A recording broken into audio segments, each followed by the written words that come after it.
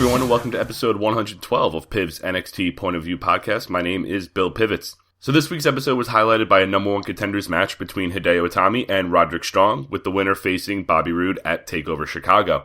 Before we get into all that, though, the show kicked off with Aelister Black versus Cesar Bononi.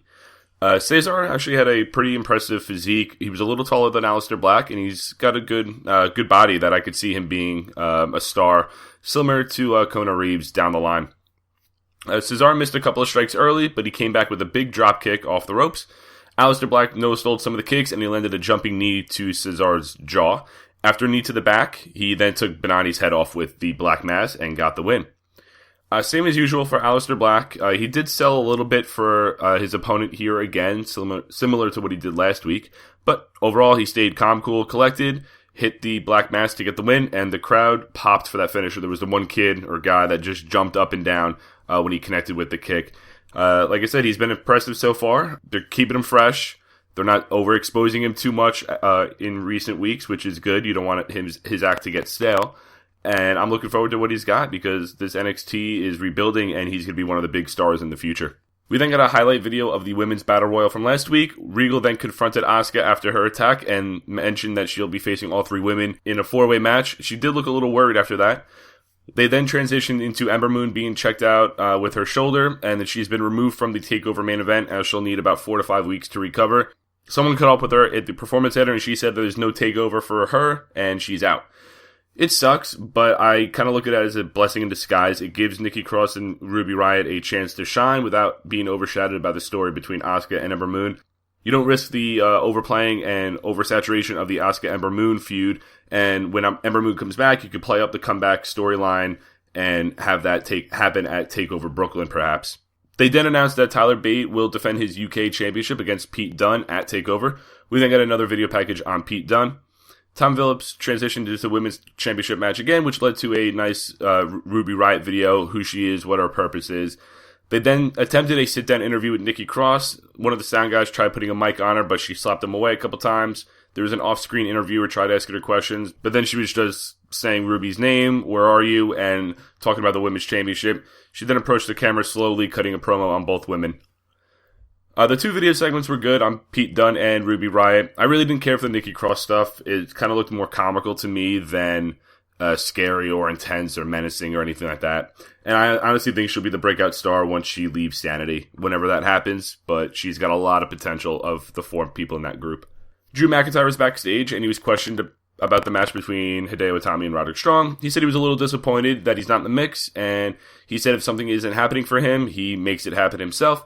Wesley Blake then interrupted and saying that McIntyre should leave again. We got a second Velveteen Dream vignette. DIY were in the ring with mics. They called out the Authors of Pain and wanting their fair 2-on-2 tag team title rematch. Riddick Moss and Tino Sabbatelli interrupted. They said that the line starts behind them. Ciampa said that if there actually was a line, they crossed it and then attacked him. A ref came down and turned into an official tag team match. The heels were working over Ciampa early. Moss landed a fallaway slam.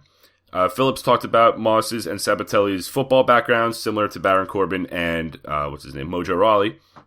Ciampa was able to counter a suplex, and he reached Gargano for the tag. Gargano kicked Tino from the apron, and he hit Moss with a spear through the ropes. He then hit a dive through the outside onto Riddick Moss. They then set up Moss in the ring for their finish and got the win. After the match, William Regal came out, congratulated DIY for another win. He said that there's only one team that's deserving to challenge Authors of Pain for the tag titles. This triggered Paul Ellering and the Authors of Pain to come out. He said that AOP will end their careers and decided to walk away, but William Regal stopped him and mentioned that DIY and Authors of Pain will fight for the tag team titles in a ladder match. For the tag match, it was actually really good. Moss and Tino fill a role in the tag team division. You have Authors of Pain, who are the big powerhouse heels. You have, on the other side, DIY, high-flying, fan-favorite tag team. Heavy Machinery, again, bigger guys, but a little comedic there as well. They have fun in the ring. And then you have Tino and Moss that are the cocky, good-looking heels that no one wants anything to do with. So they're carving out a role for themselves. But I do think Tino Sabbatelli will be the breakout star of this team. He's got the look. He's got the skill. I think he's got good mic work as well. So I think he'll be a big single star in NXT in a couple years. As for the announcement, it should be good. Unfortunately, we are removed from the Revival DIY matches of last year, but I think the ladder match will be just as good. Authors of Pain have improved. They can carry a match, and I do expect a few big bumps from DIY in this match. Kassius Ohno was also interviewed backstage. He said that he did fail to capture the NXT title, which is why he came back, but when he falls down, he easily gets back up. He was listing some of the big stars that have come back in NXT, like a Drew McIntyre, Roderick Strong, and the like. When Andrade Cien Almas interrupted, Ohno said that he's wasted multiple opportunities, and he's handing him one more opportunity in a match against him next week. We did get another video on Tyler Bate as well, and after all that, it was time for our main event between Roderick Strong and Hideo Itami. Both men cut a promo before walking down the ramp, actually. They opened the match with some mat wrestling and a couple stalemates as neither one got the upper hand. They dodged a couple strikes, and Wrong escaped an early attempt at the GTS before rolling out of the ring and going to the first commercial break. Itami was in control after the break. He landed some big kicks. Roderick then had his turn on offense after he blocked the suplex. He focused on the repaired shoulder of Hideo. He then hit a pump handle backbreaker and a nice drop kick as Hideo was coming off the ropes. They were on the outside at one point. Hideo jumped from the apron, but Roddy caught him and tossed him into the apron right on the side of his back, the ribs area. After another commercial break, they hit a double clothesline spot. Hideo did get the advantage with some kicks to the side, and then the Tornado Hangman over the top rope. Roddy came back with an angle slam and a big near fall. They traded their own strike combinations. Strong caught him with another backbreaker, and Hideo landed a Super Falcon Arrow, which took a little long to set up. They were positioning themselves, so it kind of took me out of it, just waiting to see what was going to happen. They went back and forth again before Strong landed a high knee to the jaw. He then escaped a second GTS attempt. Hideo hit a running boot and the hesitation dropkick. Strong was making his way to the feet, and he was not giving up, pulling himself to his feet using Hideo's tights. Hideo just stood over him as Strong went for a weak clothesline, and Hideo ducked, hit the GTS, and got the win. After the match, Hideo picked up Strong, raised his arm as a sign of respect, and then walked away. This was a great match. These two men were booked equally throughout the whole match. They were doing the stalemate early, neither man getting the upper hand, and they each had their turn on offense, trying to put the other one away. They also told the story of Roderick Strong not being one to give up or not backing down, and it took everything that Hideo had to put him away to get the win.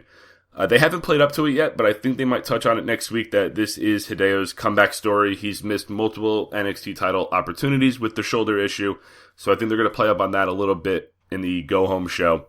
So I'm just happy that he's finally getting his chance for the NXT Championship. I don't think he's going to win, but I'll go over my predictions next week.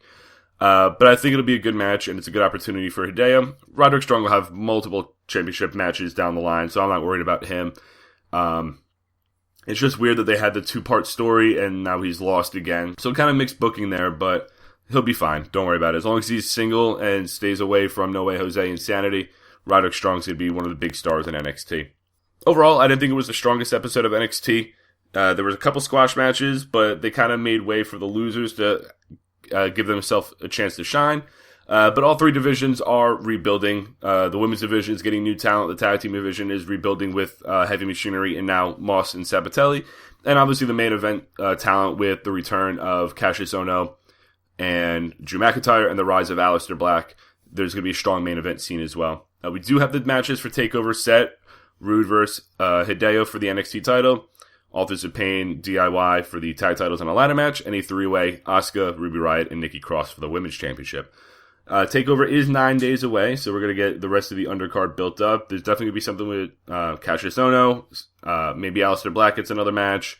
Maybe another women's match. Who knows? But the TakeOver Chicago, again, may not look great on for hype, but on paper, it's going to be another great show as usual.